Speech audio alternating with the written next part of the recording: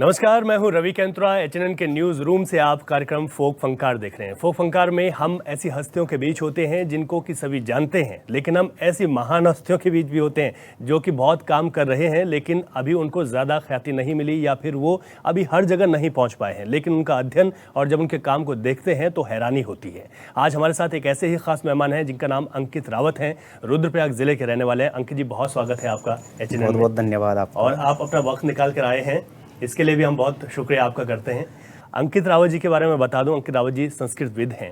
ख़ास तौर पर उन्होंने कई विधाओं में वो काम कर रहे हैं, लेकिन जो ख़ास उनकी बात है वो है पांडव यात्रा को लेकर, क्योंकि पांडव को लेकर उनकी किस तरीके की यात्रा रही, कैसे जो है वहाँ पर जो तमाम अध्याय थे उनको किया जाता है, पांडव जो नृत्य है वो देखा जाता है। गीतों के माध्यम से हमने पांडवों को समझा। लेकिन उत्तराखंड में जब पांडवों की बात होती है तो यहाँ के इतिहास से पांडव सीधे तौर पर जुड़े हुए हैं, ये हम सभी लोग जानते हैं।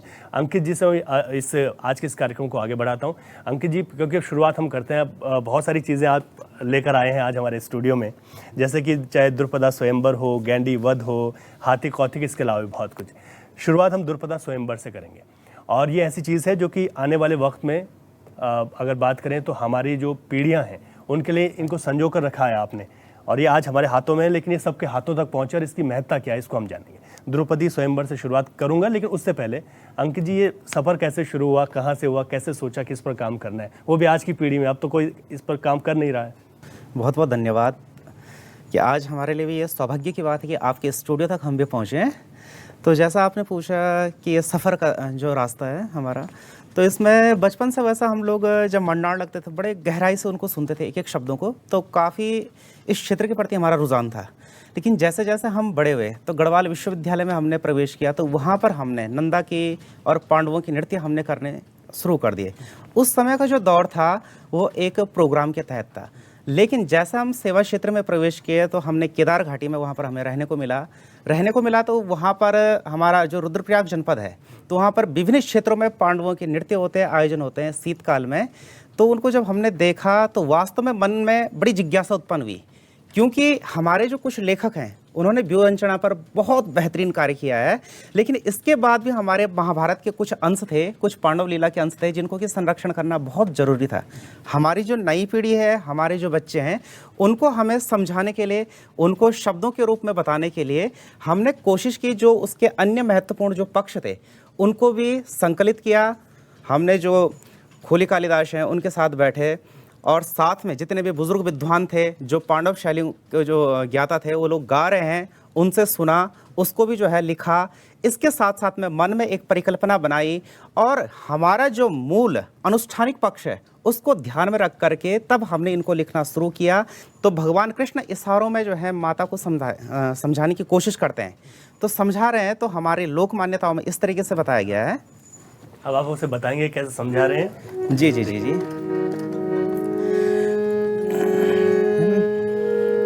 हे द्रौपदा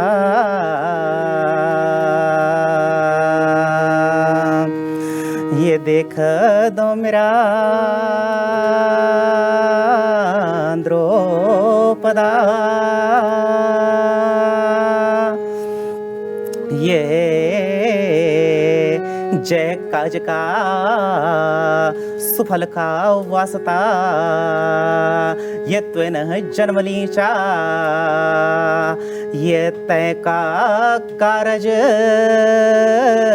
सोचे लिया। तो भगवान कृष्ण समझा रहे हैं जिस कारण, यानी जिस कारण के लिए आपने जन्म लिया है, आप उस चीज को समझो। कर्ण धनुष उठाने वाला है, आपने उसको रोकना है, क्योंकि आप जो है धर्म की रक्षा के लिए, धर्म की संरचना बनाए रखने के लिए आपने जन्म लिया है। तो इस तरीके से जो है भगवान कृष्ण संकेतों में माता द्रौपदी को समझाते हैं। तब जो है अर्जुन के द्वारा वहाँ पर जो है मत्स्य भेद होता है, और इस तरीके से पहली जो हमने स्क्रिप्ट थी वो हमने द्रौपदी स्वयंवर, द्रुपदा स्वयंवर लिखी।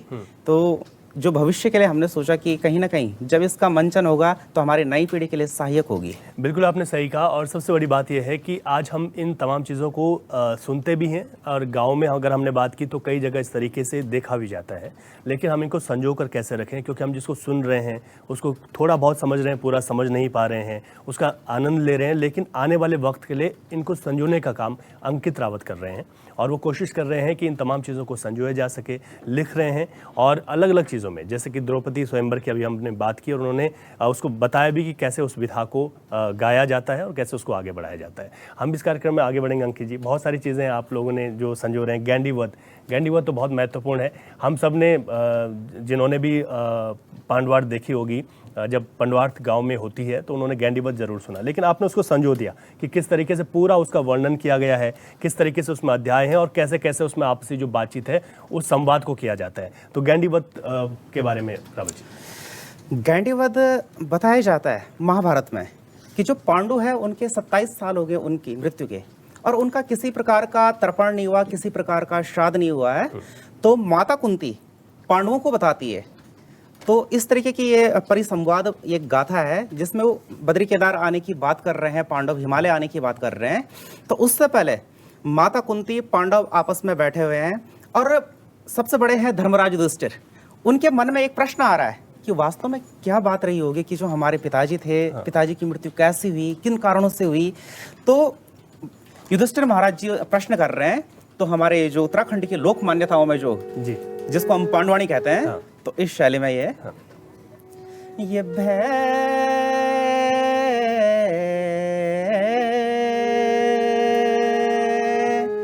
अरे बरस बीती गैनी आज, अरे पितर कोड़ा सुनो, अरे ना कोई क्रिया करी हमन, अरे ना करी तरपणा, अरे माझी बात ताली आज, अरे क्या वे बोलो तब, अरे बाबाजी कान मरीन, अरे बिसरी गैनी हम, बाबाजी कान मरीन, अरे बिसरी गैनी हम। तो युधिष्ठिर महाराज ने जब इस तरीके से कहा तो उसके बाद उनके दूसरे भाई हैं जो हमेशा जोश में रहते हैं, भीमसेन। तो भीम महाराज जी कह रहे हैं, अरे छोया फूटे न बड़ा गला गैन, अरे छोया फूटे न बड़ा गला गैन, अरे कन बिसरी हम गैना 27 साल वेना, कन बिसरी हम गैना 27 साल वेना, अरे अकाल मौत मां बाबाजी मारीन, अरे अकाल मौत मां बाबाजी मारीन, अरे नाकारी तरपणा पितर वीरोणारना, नाकारी तरपणा पितर वीरोणारना, अरे आज है जानिक शरीर बबलेणु, अरे आज है जानिक शरीर बबलेणु, अरे जिकुड़ा यहन फुकेणु अणस्याला सीक्वेला, जिकुड़ा यहन फुकेणु अणस्याला सीक्वेला, अरे नरगह कुंडी मां पितर पोड्या छन, अरे नरगह कुंडी मां पितर पोड्या छन, अरे नाहकारी तरपणा पितर वीरोणारना, अरे नाहकारी तरपणा पितर वीरोणारना। तो भीम महाराज भी काफी अपना जो दर्द है जी, उसको बता रहे हैं कि वास्तव में 27 साल हो गए और हम लोगों ने कुछ नहीं किया, तर्पण तो नहीं बड़े दुख की बात है।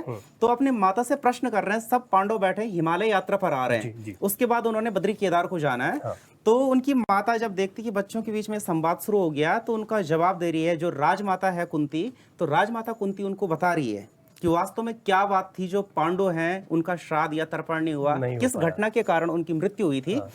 तो ये हमारी पांडवाणी है जो हमारे रुद्रप्रयाग में प्रचलित है। जी। सेवा सौंदे लांदो खोलिका गणेशा, सेवा सौंदे लांदो मोरे का नारायणा। अरे एक दो हम महाराज अरे कामिक वन जय के श्राप मिले छयो, किन्नमा प्रवीणा का श्राप से अरे महाराज छोड़े गए न, अरे पितरों को पार लगाने को अर्चनी चा गंडी की खा गोटी। कि किन्नमा और प्रवीणा के श्राप से आपके पिताजी हम सबको छोड़ करके चले गए थे। अब उनका अगर आपने उद्धार करना है, उनको अगर तर्पण देना है, तो आपको गैंडी का सिंग, उनकी जो खगोटी है वो चाहिए। तो अपने बच्चों में देख रही है किसमें ऐसा गुण है कि जो गैंडी को ढूंढ करके लाएगा, क्योंकि पूर्व दिशा में गैंडी मिलती थी। तो कह रही है माता कुंती, हे को जालो को जालो को जालो को जालो, हे को जालो को जालो को जालो को जालो, हे गैंडी के खोज माँ को बीर जालो। हाँ हे बीरो मा को बीर होलो महावीर, बीरो मा को बीर होलो महावीर, बीरो मा को बीर होलो अर्जुना। हाथ मसा जलो जय को गांडीव, हाथ मसा जलो जय को गांडीव, गांडीव सजलो वीर अर्जुना। तो माता कुंती के कहने पे अब अर्जुन महाराज कहते हैं, अरे हस्तनापुर महाराज अरे उद्धारनी होयो, अरे बाबा जी को तर्पण अरे हम ते करना पड़लो रे। अरे किस गति मौकी अरे मंगलवार दीना, अरे गाय ब्रह्मा काशी पंडित बुलाना पड़लो रे।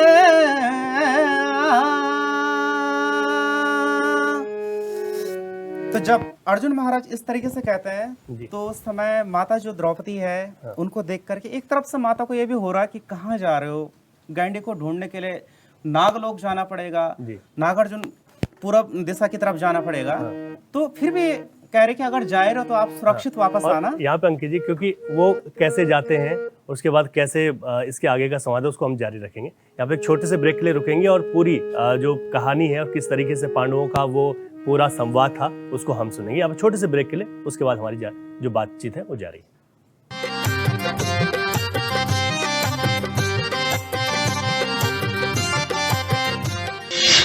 आपका पसंदीदा न्यूज चैनल HNN 24/7 अब टाटा प्ले के चैनल नंबर 1141 पर भी उपलब्ध है। जब महिला घर संभाल सकती तो पंचायत भी संभाल सकती है। मेरा नाम प्रियंका है, मैं बड़गांव से सरपंच हूँ। मेरे महिला सरपंच होने से जो और महिलाएं हैं उनका भी आत्मविश्वास बढ़ा है। भारत और हरियाणा सरकार के सपोर्ट से नॉन स्टॉप हमारे सभी कार्य हो रहे हैं। गांव की सेफ्टी के लिए CCTV लगवा दिए, गलियां बनवाई। इस गांव में पानी की समस्या ज्यादा थी तो उसके लिए भी हमने RO लगवाए हैं। सरकार ने बजट भी कर दिया है। शिक्षा के क्षेत्र में भी कार्य हो रहा है, चिकित्सा के क्षेत्र में भी हो रहा है, खेलों में सपोर्ट मिल रहा है बच्चों को। मारा हरियाणा, नॉन स्टॉप हरियाणा। ये पहाड़ ही नहीं, हमारी पहचान भी है। HNN 24/7। ब्रेक के बाद आपका स्वागत है। एचएनएन के न्यूज रूम से आप फोक फंकार देख रहे हैं। हमारे साथ संस्कृतविद अंकित रावत मौजूद हैं और वो लगातार किस तरीके से पांडवों की यात्रा रही, क्या संवाद रहे, उन पर हमें बता भी रहे हैं और साथ ही उसी धुन पर गा भी रहे हैं। तो अंकित जी, एक बार फिर हम आगे बढ़ेंगे। आप गैंडीवध के बारे में बता रहे थे और आपने कहा था कि किस तरीके से फिर अर्जुन वहाँ से जाते हैं आगे और कैसे फिर ये पूरा संभव हो पाता है। अर्जुन आप जब जा रहे हैं जी, तो जैसे जैसे अर्जुन चलता है तो कोरस में हम उसमें कहते रहते हैं इस तरीके से, एक क्योंकि अर्जुन वीर है तो वीरतापूर्ण शब्दों का वहाँ पर प्रयोग किया गया है। तो अर्जुन चले गए, उसके बाद अब आता है कि असम वाला जो क्षेत्र है वहीं पर कहते हैं कि गैंडी थी, एक सिंग वाली जो गैंडा है वो आज भी पाया जाता है। तो वहां पर जाता हो और जो नागार्जुन की जो गैंडी थी उस गैंडी को वहां पर मार देता है। जब वो मार देता है तो उसके बाद एक करुणा, एक विलाप जो है नागार्जुन का रहता है, जिसकी वो गैंडी थी, जो रक्षक था उनका, तो उसको देख करके वो बड़ा रोता है। तो इसको हम इस तरीके से हमारे जो उत्तराखंड की लोक मान्यताओं, लोक विधाओं में जो गाया जाता है, ऐसा गाया जाता ये तो रास भी बोले जान दो। जी जी। कन मारे होली मेरी गैंडी, कन लूछे होलो मेरो कलेजो, हर कन मारे होली मेरी गैंडी, कन लूछे होलो मेरो कलेजो, अरे सोना के सिंगों की चांदियों का खुरड़ा, कन मारे होली सीताराम गैंडी, हर पानी पेंदी मेरी गैंडी, हर कन लूछे होलो मेरो कलेजो, कन लूछे होलो मेरो कलेजो। काफी दर्द वेदना उसको होता है, काफी दर्द भी होता है। एक तरफ से देखता है कि गैंडी जब वहां पर मरी हुई है, दुख भी है उसको और क्रोध भी उसका साथ साथ में नागार्जुन को होता है कि किसने ऐसा कर दिया है। वो भी स्वयं अपने आप में एक भड़ था, एक वीर था। अब वो अर्जुन को देखता है, अर्जुन के साथ उसका एक संवाद होता है। वो कहता है कि वो अर्जुन जब वहां पर सामने खड़ा होता है, वो कहता है कि यह बता कि किसके काल गाल का किसी का आज श्राप है, किसके कारण तू आज यहाँ आ गया। तो अर्जुन भी तब जवाब देता है, मैं द्रोण शिष्य वीर छो, क्षत्रिय शरीर सो, शाल से मैं डर दोनी, वज्रवाण तीर छो, धर्म क्या अधर्म क्या सिखौंदी तो हूँ मैं तही, अरे मैं कुंती पुत्र अर्जुनो ललकारणो गांडीव से। तो इस तरीके से उनके वीरता के संवाद होते हैं। नागार्जुन को और क्रोध आता है कि एक तो मेरी गैंडी मार दी, ऊपर से जो है मेरे साथ इस तरीके से जो है संवाद कर रहा है। तो वो जो है दोनों के बीच में युद्ध होता है, अर्जुन पे शक्ति लग जाती है, अचेत अवस्था में अर्जुन आ जाता है। और यही चीज़ें हैं कि जो अंकित रावत जी ने लिखी हुई हैं, पूरी इन चीज़ों को लिखा हुआ है, इनको ताकि संजो कर रखा हुआ है, ताकि जो आने वाले वक्त में हम इन तमाम चीज़ों को समझ पाएं। जैसे गैंडीवध पर भी उन्होंने पूरा लिखा हुआ है, इसके बाद भी हम आगे बढ़ेंगे। जी अंकित रावत जी। तो इस तरीके से तब जब क्रोध उनका आता तो वो शक्ति लगा देता। फिर उनकी एक कन्या होती, उसका नाम था नाग कन्या। नाग कन्या जब वो देखती, अपने पिताजी से संवाद करती कौन है, तो बताते ये अर्जुन था, मैंने इसको शक्ति इसलिए लगाई क्योंकि इसने क्या किया था, गैंडी को मारा था। बिल्कुल। और जब गैंडीवध हम देखते हैं तो रात को, और जब सुबह का वक्त होता है तो तब जाकर वो पूरा समाप्त होता है। इसके बाद भी आपने बहुत कुछ संजोया है रावत जी। आपने हाथी कौथिक पर लिखा है, मोरू डाली है, पंडो केदार यात्रा है। अगर हाथी कौथिक को अगर हम थोड़ा सा देखें तो इसको आपने इन चीज़ों को कहाँ से इन चीज़ों को लिया है, किन लोगों से, जो हमारे पुराने लोग हैं, आपने कहा कि जो ढोल सागर की विद्या जानते हैं, वो जब गाते हैं ढोल में तो उनसे भी आपने बात की है। तो हाथी कौथिक की जो उसके बारे में आपने पूरा लिखा है, एक एक चीज़ कैसा हाथी कौथिक महाभारत का जो युद्ध है, 18वां दिन जब आ जाता है, आखिरी दिन जब आ जाता है, तो उस समय जो दुर्योधन है, तो दुर्योधन वध की कथा है वो जी। अब हमारे जो लोग हैं उत्तराखंड, यहाँ पर इस तरीके से दर्शाया गया है कि एक तरफ से पांडव आ रहे हैं, तो पांडव जो हाथी का एक सिंबल होता है, चारपाइयों से बना हुआ एक हाथी होता है, उसमें कृष्ण और अर्जुन दोनों बैठ करके आते हैं जी। दूसरी तरफ से जो है कौरव पक्ष, अगर मैं कहूँ कौरव पक्ष से होते हैं आपके दुर्योधन, तो दुर्योधन चारपाई से आता है। एक तरफ से गांव वाले चारपाई में जो है लेकर के दुर्योधन को आते हैं, एक तरफ से जो है हाथी बना होता है, उस हाथी में जो है कृष्ण और अर्जुन आते हैं। दोनों के बीच में बाद में युद्ध होता है, भीमसेन और हमारे जो दुर्योधन होते हैं, तो इस तरीके से महाभारत का अंत होता है। कहते हैं कि जो इस स्क्रिप्ट को जब मैंने लिखा था, इसमें सबसे पहले माता गांधारी का हमने वर्णन किया, क्योंकि जो माता गांधारी है उसके पुत्र के प्रति प्रेम भी था, हाँ। धर्म की अवतारी भी थी। माता जानती थी ये गलत राह पर है, लेकिन साथ में माता देख रही थी कि वास्तव में ये जो है अधर्म की राह पर चल भी रहा है। तो माता गांधारी जब प्रवेश कर रही है, तो इस तरीके से हमने माता गांधारी के लिए जो है यहाँ पर शब्द विन्यास रखा जी। तो धर्म की छे ओ तारी, तेरा कोख से कनक जनमीन पापी, तेरा कोख से कनक जनमीन पापी, तो पतिव्रता छे नारी, तेरा कोख से कनक जनमीन पापी, तेरा कोख से कनक जनमीन पापी। तो गांधारी आ रही और गांधारी कोस रही स्वयं को, ये परमात्मा मेरे साथी क्या हुआ? तो इस तरीके से हमने माता गांधारी आती है, माता गांधारी के दुर्योधन के साथ संवाद है, अंत में दुर्योधन का वध होता है, वो हमने हाथी कौथिक में दर्शाया है। अच्छा, यहाँ पर अंकित जी, आप किन किन लोगों से मिलते हैं जब इन चीज़ों के लिए? आप तो आप खुद लिखते हैं कुछ, आपने कई जगह जहाँ पर ये पांडव, हम देखते हैं कि पांडवार्थ हो रही है, वहाँ पर जाके आप रिकॉर्ड करते हैं, और किन किन लोगों का से आप लोग मिलते हैं ताकि इन चीज़ों को स्पष्ट तरीके से आपने लिखा है? जो पांडवार्थ है, इसका जब हमने अध्ययन किया तो ये हमारा जो बचनसिंह क्षेत्र है, वहाँ पर डुंगरा गांव में भी जो है पांडव लीला होने का, वहाँ पर लीला कराई जाती है।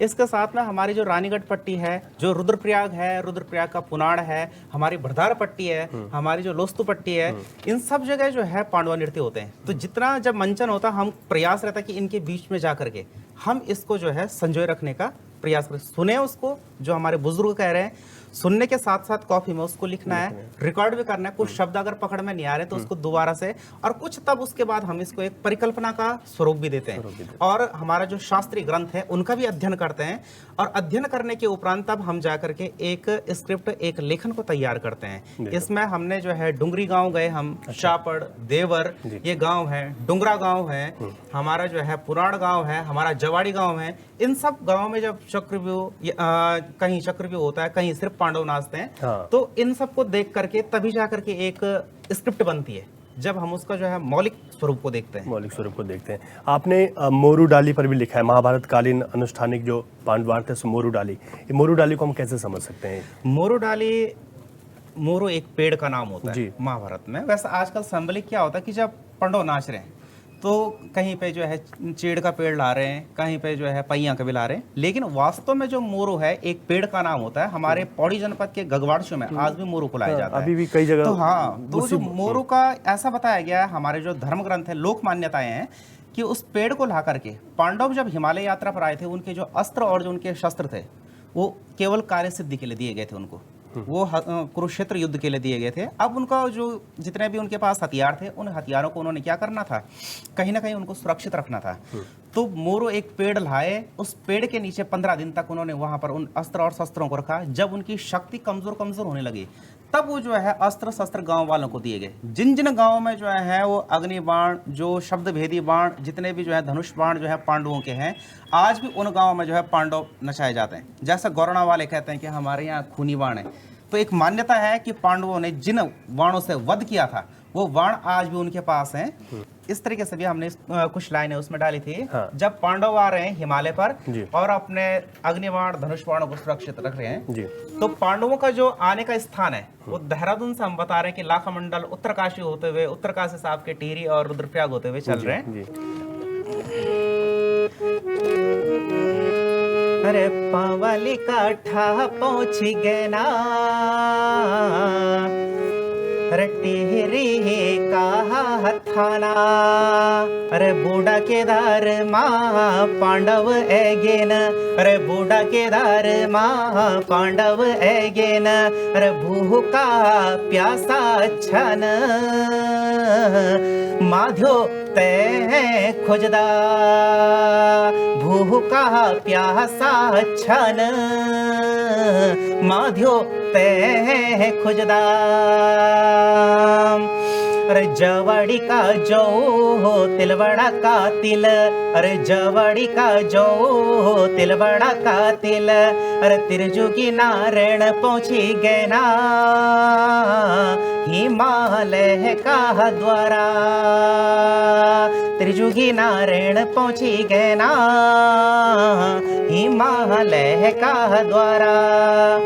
तो पांडव जितने गांव का नाम आ रहा है, जवाड़ी, हमने कहा तिलवाड़ा, ऊपर सन धर्मवाड़ी, और ये आपके धारी का गांव, ऊपर से हमने कहा जितने भी गांव से होते हुए पांडव जा रहे हैं, गांव तो के वो नाम सब आज पांडव लीला करते हैं, क्योंकि पांडव वहां पर कुछ समय रहते, निवास किए थे। तो इस तरीके से वहीं पर ये कौथिक ब्याज होते हैं। कौथिक ब्याज होता है। अभी अब क्योंकि समय के साथ आगे बढ़ेंगे, पंडो केदार यात्रा पर भी आपने लिखा और उसको भी आपने पूरी तरीके से संजो दिया है कि महाभारत युद्ध के दौरान ब्रह्म हत्या, गौत्र हत्या, जो कि बहुत महत्वपूर्ण है और हमारे इतिहास भी इससे जुड़ा हुआ है। हम इसे कैसे समझ सकते हैं उत्तराखंड में जो आपने ये लिखा है पंडो केदार यात्रा, कहाँ से संजोया पूरा और किस तरीके की है? पंडो केदार यात्रा सबसे महत्वपूर्ण अंश है। कहते हैं कि जब त्रिजुगी नारायण से जा रहे थे तो वहाँ पर हम लोक मान्यताओं की भाषा है कि हम कहते हैं कि कुछ राक्षस थे, उन्होंने उनको परेशान भी किया था, जाने नहीं दिया था, तो उनका भी वध किया। तो लोक भाषा में वो शब्द है टोखणी, पोथलिया, ये राक्षसों के नाम है। तो यहाँ से आगे बढ़ गए। अब भगवान शंकर, हमने अभी कहा ना कि माधव तक खोजदा, एक शब्द लाइन कहते हैं माधव यानी शंकर भगवान, हाँ उनका नाम है। तो शंकर भगवान को खोजते खोजते पांडव जब जा रहे हैं तो भगवान शंकर उनको दर्शन नहीं देना चाह रहे थे। तो कहते हैं कि रुद्री फॉल आता है केदारनाथ से कुछ पहले, वहीं पे भगवान शंकर ने जो है भैंस का रूप रख दिया था, जो हमने इसमें लिखा है जो पंडो केदार यात्रा में। और वो चल रहा आगे आगे, तो दो पर्वत है केदारनाथ में, एक मेरु पर्वत है, एक सुमेरु पर्वत है। और दोनों पर्वतों पर कहते हैं कि भीम ने क्या कर दिया था, अपने दोनों पांव को रख दिया था और कहा कि जितने भी जो है झुंडा आ रहा है भैंसों का वो यहाँ से गुजरेगा। भगवान शंकर के लिए बड़ी जो है कष्ट की बात होती है कि यार कैसे हम जो है भीम के पांव के नीचे जाएं। तो भगवान शंकर जब देखते हैं कि भीमसेन वहां पर खड़ा हो गया तो धरती में समाना शुरू होते हैं। तो धरती में जब समाना शुरू होते हैं तो कहते हैं उनका जो एक कुबड़ वाला भाग था, जो कंधे के ऊपर कुबड़ वाला भाग था, उसको भीमसेन खींचने की कोशिश करता है। पहचान लेता है जो धरती में समारा कहीं ना कहीं जो है ये सामान्य नहीं है, ये कुछ जो है विशेष है। तो जब खींचते हैं तो कहते हैं कि वो वाला हिस्सा वहीं पर रह गया जो आज भगवान श्री केदारनाथ जी का शिवलिंग है। और उसका जो मुख वाला भाग है पशुपतिनाथ निकल गया, आपकी भुजाएं तुंगनाथ निकल गई, आपकी नाभि मदमेश्वर निकल गई, जो जटा थे वो जो है कल्पेश्वर में निकल गए, पंच केदार बन गए। इस तरीके से जो है पंडो केदार यात्रा में तब भगवान शंकर वहां पर प्रकट होते हैं और उनको कहते हैं कि अब आप क्या करो, बद्रिकाश्रम की तरफ आगे बढ़ो। तो इस पंडो केदार यात्रा महत्वपूर्ण पांडव लीला का अंश है, जहां पर कहीं भी लीला हो रही तो समापन पे उनको जो है किसी गांव के देव मंदिर में जाना अति आवश्यक होता है। और उन्हें जो पंडो केदार यात्रा है वही उनको उसी तरीके से उसका समापन करना होता है। हम भी कार्यक्रम के समापन की ओर हैं। अंकित जी, अब जाते जाते एक सवाल मेरा आपसे ये है कि ये चीजें आपने लिखी हुई हैं अभी, लेकिन इनको प्रकाशित भी करना है और ताकि ये तमाम चीजें हमारी रह सकें, इस संस्कृति को हम बचा सकें, इसको लेकर आपने क्या सोचा है? हम यही चाहते हैं कि जो हमारी ये स्क्रिप्ट है, यदि हमें सहयोग किसी भी प्रकार से अगर प्राप्त होता है, किसी संस्था की तरफ से अगर हमें प्राप्त होता है, या कोई भी हमारी जो पुस्तक प्रकाशन है, तो हम कोशिश करेंगे कि ये इसकी एक पुस्तक बने, किताब बने, हम और भी इसमें काम करेंगे। मेरी यही इच्छा है कि ये जो है एक पुस्तक के रूप में अगर हमें राज्य सरकार या किसी भी अन्य संस्थान से अगर ये जो है हमें सहयोग अगर प्राप्त होता तो एक इसकी पुस्तक बने, वो जो है सबके लिए हो, क्योंकि साहित्य होता ही समाज के लिए, जो लिखा हुआ है वो सबके लिए होता है। तो मैं चाहता हूँ कि ये प्रत्येक हमारे जितने भी देवभूमि के सभी के लोगों के लिए हो, सब इसको पढ़े, अनुसरण करें, अपनी लोक विधा को समझे कि हमारी जो देवभूमि में, क्योंकि पांडवों का बड़ा हमारा जो है वो देवभूमि से एक गहन रिश्ता रहा है, क्योंकि आए वो बद्री केदार के धाम में, उन्होंने ही जो इन धामों को जो है बसाया है। तो उनके लिए जो है आसान हो जाएगा मंचन करने के लिए, भविष्य की पीढ़ी के लिए जो है अपनी जो हमारे लोक संस्कृति है वो समझने में आसानी हो जाएगी। सबके लिए हो, मैं ये चाहता हूँ ये पुस्तक ही सबके लिए हो। बिल्कुल आपने ठीक कहा, आप ये चाहते हैं कि पुस्तक सबके लिए हो। आप अपना वक्त निकाल के आए अंकित रावत जी, और आपने बहुत कुछ बताया और हमारी बहुत सारी शुभकामनाएं हैं हमारी ओर से आपको, HNN की ओर से, कि आप जल्द ही एक पुस्तक हो और इसको तमाम। धन्यवाद, बहुत बहुत शुक्रिया आपका, बहुत बहुत धन्यवाद। फोफंकार में आज अंकित रावत जी, जो कि संस्कृतविद हैं, और किस तरीके से उन्होंने बताया कि इन तमाम चीज़ों को, जो हमारी संस्कृति, हमारा पौराणिक इतिहास है, लोक गाथाएं हैं, उन चीज़ों को संजो रहे हैं ताकि ये चीज़ें जीवित रहें और आने वाली पीढ़ी भी इसका अनुसरण कर सके। फोफंकार में आज के लिए इतना ही, इजाज़त दीजिए, नमस्कार।